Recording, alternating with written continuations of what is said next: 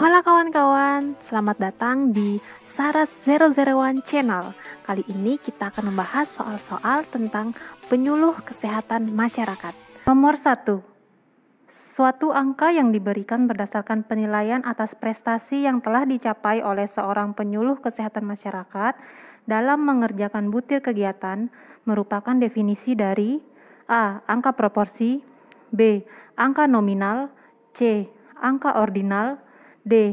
Angka absolut, E. Angka kredit. Jawaban yang tepat adalah E. Angka kredit. Nomor selanjutnya, kepanjangan dari kata DUPAK adalah A. Daerah usulan puskesmas area kerja, B. Daftar usulan penetapan angka kredit, C. Daftar utama peninjauan angka kredit, D. Daftar usulan penetapan area kerja, E. Daftar usulan peninjauan angka kredit. Jawabannya adalah B. Daftar usulan penetapan angka kredit. Nah, di sini keterangannya adalah daftar usulan penetapan angka kredit yang harus diisi oleh pejabat fungsional penyuluh kesehatan masyarakat dan diketahui oleh pejabat pengusul dan tim penilai. Itu merupakan definisi dari DUPAK. Nomor selanjutnya, pengumpulan angka kredit diperoleh dari unsur utama sekurang-kurangnya dan dari unsur penunjang sebanyak-banyaknya. A. 30% banding 70%, B. 60% banding 40%, C. 40% banding 60%, D. 80% banding 20%, E. 20% banding 80%. Jawaban yang benar adalah D. 80% untuk unsur utama dan 20% untuk unsur penunjang. Nah, pengumpulan angka kredit diperoleh dari unsur utama sekurang-kurangnya 80% dan unsur penunjang sebanyak-banyaknya 20%. Nomor selanjutnya, terdapat 3 jenjang dalam Japfung PKM ahli.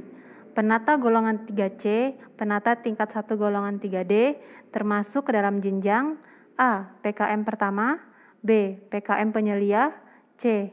PKM muda, D. PKM madya, E. PKM pelaksana lanjutan.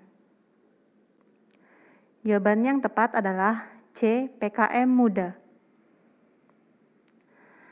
Di sini terdapat 3 jenjang untuk Japfung PKM ahli. Nah, untuk penata muda golongan 3A, penata muda tingkat 1 golongan 3B itu masuk ke dalam jenjang PKM pertama. Penata golongan 3C sampai penata tingkat 1 golongan 3D masuk ke dalam jenjang PKM muda. Pembina golongan 4A sampai pembina utama muda golongan 4C masuk ke dalam jenjang PKM madya. Nah, untuk Japfung PKM terampil juga terdapat 3 jenjang, yaitu ada PKM pelaksana lanjutan, dan PKM penyelia. Nomor selanjutnya, di bawah ini bukan termasuk unsur yang dinilai dalam angka kredit, yaitu A. Pendidikan, B. Penyuluhan kesehatan masyarakat, C. Pengembangan profesi, D. Pengembangan wilayah kerja, E. Penunjang tugas jabatan fungsional penyuluh kesmas. Jawabannya adalah D. Pengembangan wilayah kerja. Nomor selanjutnya, subunsur penunjang tugas jabatan fungsional penyuluh kesehatan masyarakat adalah sebagai berikut, yaitu A. Membuat karya tulis atau karya ilmiah di bidang promosi kesehatan, B. Mengajar atau melatih yang berkaitan dengan bidang promosi kesehatan, C. Menerjemahkan atau menyadur buku, D. Membuat buku pedoman atau petunjuk teknis di bidang promosi kesehatan, E. Mengembangkan teknologi tepat guna di bidang promosi kesehatan. Jawabannya adalah B. Mengajar atau melatih yang berkaitan dengan bidang promosi kesehatan. Penunjang tugas jabatan fungsional penyuluh kesehatan masyarakat meliputi yang pertama mengajar atau melatih hal-hal yang berkaitan dengan bidang promosi kesehatan, kemudian mengikuti seminar atau lokakarya di bidang Promkes, menjadi anggota tim penilai Japfung, menjadi anggota tim penilai karya-karya yang berkaitan dengan advokasi, penggalangan dukungan sosial, maupun pemberdayaan masyarakat. Ada juga memperoleh tanda penghargaan atau tanda jasa, menjadi anggota organisasi profesi di bidang promosi kesehatan, dan yang terakhir adalah memperoleh gelar kesarjanaan lainnya. Nomor selanjutnya, yang tidak termasuk subunsur pendidikan dalam jabatan fungsional penyuluh kesehatan masyarakat yaitu A. Pendidikan sekolah dan memperoleh ijazah atau gelar. B. Memperoleh tanda penghargaan atau tanda jasa. C. Pendidikan dan pelatihan fungsional di bidang promosi kesehatan serta memperoleh STTPP. D. Pendidikan dan pelatihan prajabatan. E. Pendidikan dan pelatihan fungsional di bidang promosi kesehatan serta memperoleh sertifikat. Jawabannya adalah B. Memperoleh tanda penghargaan atau tanda jasa. Nah, untuk unsur pendidikan meliputi pendidikan sekolah dan memperoleh ijazah atau gelar. Selanjutnya, pendidikan dan pelatihan fungsional di bidang Promkes dan pemberdayaan masyarakat, serta memperoleh surat tanda tamat pendidikan dan pelatihan atau STTPP atau sertifikat. Kemudian yang terakhir adalah pendidikan dan pelatihan prajabatan. Nomor selanjutnya, membuat karya tulis dan buku pedoman atau petunjuk teknis di bidang promosi kesehatan merupakan subunsur dari A. Pendidikan, B. Penyuluhan kesehatan masyarakat, C. Pengembangan penyuluhan kesehatan masyarakat, D. Pengembangan profesi, E. Penunjang tugas jabatan fungsional penyuluh kesehatan masyarakat. Jawaban yang tepat adalah D. Pengembangan profesi.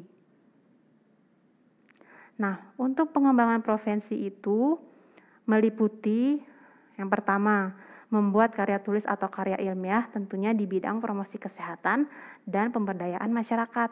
Kemudian, menerjemahkan atau menyadur buku, membuat buku pedoman atau petunjuk teknis, dan mengembangkan teknologi tepat guna di bidang promosi kesehatan dan pemberdayaan masyarakat. Nomor selanjutnya, terdapat dua metode penghitungan angka kredit jabatan fungsional penyuluh kesehatan masyarakat, yaitu dengan cara manual dan berbasis web. Salah satu metode manual yang digunakan adalah dengan pembuatan catatan harian. Catatan harian yang berisi kegiatan dari unsur pendidikan dan pelatihan yang telah diikuti oleh pejabat fungsional penyuluh kesehatan masyarakat adalah A. Catatan harian 1, B. Catatan harian 2, D. Catatan harian 3, D. Catatan harian 4, E. Catatan harian 5. Jawabannya adalah A. Catatan harian 1. Nah, catatan harian adalah catatan atas prestasi yang sudah dicapai oleh pejabat fungsional penyuluh kesehatan masyarakat yang diketahui oleh atasan langsung.